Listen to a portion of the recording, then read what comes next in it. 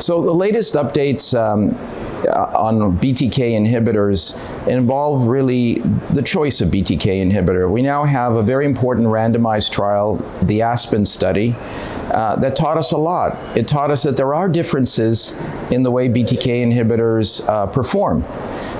With zanubrutinib, we saw more deeper responses over ibrutinib with time.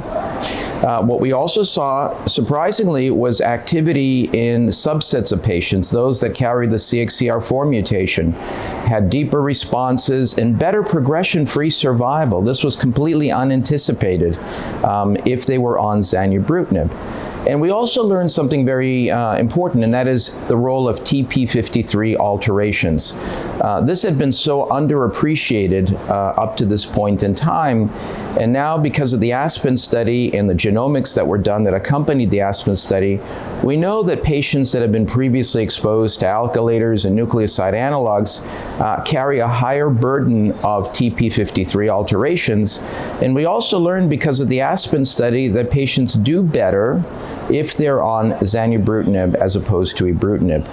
Now, what ASPEN also taught us is that there are differences in side effect profile.